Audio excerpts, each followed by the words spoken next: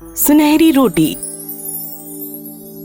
एक बार की बात है, एक छोटे से गांव में मैरी नाम की एक महिला अपनी इकलौती बेटी रोजी के साथ रहती थी। मैरी बहुत विनम्र और प्यारी थी, हालांकि रोजी पूरी तरह से विपरीत थी।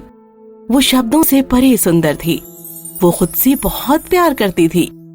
रोजी, क्या तुम मेरी मदद करोगी? मैं क्यों करूं? अगर मेरी उंगलियां गंदी हो गईं तो? अगर ये मेरे चेहरे पे लग गया तो? रोजी के साथ यही समस्या थी। शादी के कई प्रस्ताव आए, लेकिन उसने उन सभी को अस्वीकार कर दिया। तुमने उन आदमियों को कल नकारा क्यों था? तुम एक समझदार माँ नहीं हो सकती। उनमें से एक की आंखें बहुत छोटी थीं, दूसरे की नाक बहुत बड़ी थी।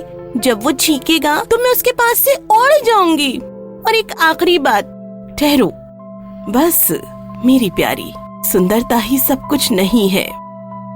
माँ, मैं किसी राजकुमार या शूरवीर के लायक हूँ। एक रात जब वो सो रही थी तो उसकी माँ ने उसे देखा। उस पल रोजी नींद में मुस्कुरा रही थी। उसकी माँ को बहुत आश्चर्य हुआ। ओह, कितना अच्छा, वास्तव में सपना देख रही होगी। अगली सुबह रोजी मुस्कुराहटों के साथ उठी और हंसने लगी। मेरी प्यारी, मुझे बताओ, तुमने कल रात क्या सपना देखा था? अच्छा माँ, क्या तुम्हें पता है, एक राजकुमार था जो मुझसे शादी करना चाहता था। वो सोने की गाड़ी में आया था और उसने ऊपर से नीचे तक सोने के कपड़े पहने हुए थे। क्या मूर्खतापूर्ण सपना है, बड़ा ही अजीब सपना था। माँ, और उसमें सोने की बनी रोटी थी। माँ को अपनी बेटी की चिंता सताने लगी। एक दिन उसके दो दोस्त बेली और जॉन मैरी से मिलने आए। उनके पास एक रहस्य था। वो जादुई प्राणी थे, लेकिन मैरी इसके बारे में कुछ नहीं जानती थी। ओह जॉन, अरे बेली, तुम दोनों को देखे हुए बहुत समय हो गया था।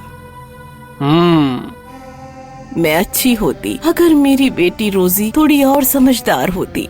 मैरी ने बेली और जॉन को रोजी के बारे में बताया और ये भी बताया कि वो उसके लिए क्यों चिंतित है। वो सोने से बनी रोटी खाना चाहती है। मैं उसका क्या करूं? अगर उसका सपना सच हो जाए, ये अद्भुत होगा ना? अच्छा, कोई बात नहीं। मुझे लगता है वो सीखेगी और बढ़ेगी। चलो अब कुछ और बात करते हैं। बाद में बेली और जॉन चले गए। वो एक दूसरे को देखकर मुस्कुराए। उस रात माँ और बेटी दोनों सोने के लिए तैयारी कर रही थी। माँ, मुझे उम्मीद है मेरा सपना सच होगा। अरे रोजी। अगले दिन जब रोजी और उसकी माँ बगीचे में थे, एक सुंदर सुनहरी गाड़ी उनके पास आई। ये रत्नों और हीरों से जड़ी हुई थी और बहुत सुंदर दिख रही थी। जैसे ही गाड़ी रुकी, उसमें से एक सुंदर आदमी बाहर आया और उसने रोजी की ओर देखा।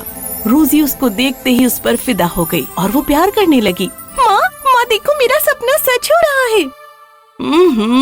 क्या रोजी? नमस्ते, मैं यहाँ शादी में रोजी का हाथ मांगने आया हूँ।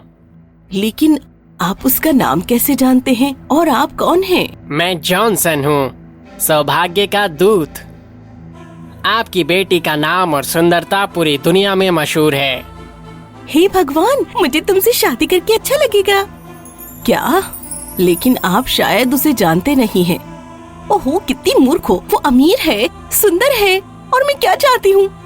जॉनसन, मुझे आपका प्रस्ताव स्वीकार है।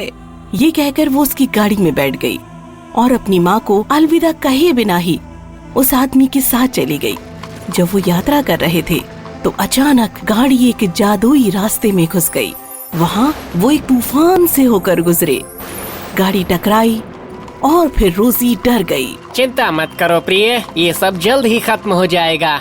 जैसे ही उसने ये कहा, गाड़ी दूसरे द्वार से होते हुए एक विशाल और शानदार सुनहरे महल के रास्ते पर पहुंची। रोजी इतनी सुंदरता देखकर चकित रह गई। मुझे पता था मैं इतनी ही आराम की हकदार हूँ। तुम्हें ये पसंद आया होगा। आपको जो चाहिए यहीं पर मिलेगा। सबसे सुंदर पोशाक से लेकर सबसे स्वादिष्ट भोजन तक, सब कुछ मेरे महल में है। अच्छा, खाने की बात करें तो उस सवारी के बाद मुझे बहुत भूख लग रही है। मैं भूख से मरी जा रही हूँ। क्या मुझे स्वादिष्ट भोजन मिल सकता है? बेशक, यहाँ मेलिसा से मिलो, आपको जो चाहिए ये ला कर देगी। हाय रोजी, मैंने तुम्हारे बारे में बहुत सुना है। क्या तुम भूखी हो? आओ, तुम्हारे लिए खाने के लिए लाती हूँ। ओह धन्यवाद।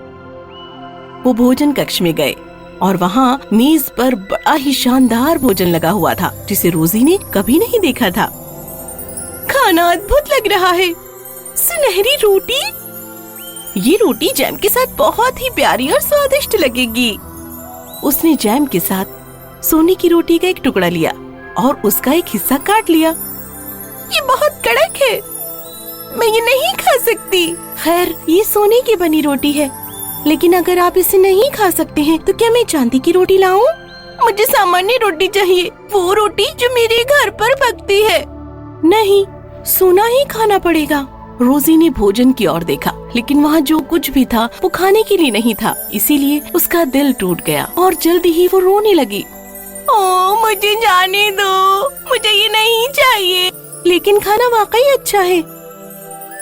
तुम्हें कुछ सुनहरे आलू दूं? वो वास्तव में बहुत स्वादिष्ट हैं। और मेरी शादी हो जाने के बाद तुम्हें ये सब खाना पड़ेगा। नहीं, मैं तुमसे शादी नहीं करना चाहती। मैं अपनी माँ के घर जाना चाहती हूँ। घर जाने दो। मेलिसा और जॉनसन ने एक दूसरे को देखा और पलकें झपकाईं। अच्छा, अगर आप वास्तव में ये चाहते हैं तो मैं आपको घर ले जाऊंगा। जॉनसन रोजी को घर ले गया। गाड़ी में रोजी अपने किए गए कामों के बारे में बहुत सोचने लगी और जब वो घर पहुंची तो उसने अपनी माँ को गले लगा लिया। माँ, मैं वापस आ गई हूँ। रोजी, मैं तुम्हें फिर कभी नहीं देखूंगी। अरे माँ, मैं तुमसे बहुत प्यार करती हूँ और तुम सही हो। उसने अपनी माँ को सब कुछ बताया कि क्या हुआ था। मैंने जिस तरह भी किया, मैं शर्मिंदा हूँ माँ। ओह मेरी बच्ची, ये ठीक है कि तुम्हें अपनी बुराइयों का पता चल गया। आओ खाना खाएं।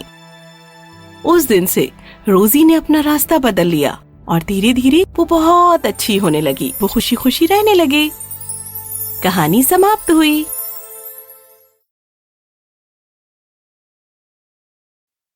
If you enjoyed this story, please like and subscribe our channel and press the bell icon to get future updates. And don't forget to comment. If you enjoyed this story, please like and subscribe our channel and press the bell icon to get future updates. And don't forget to comment.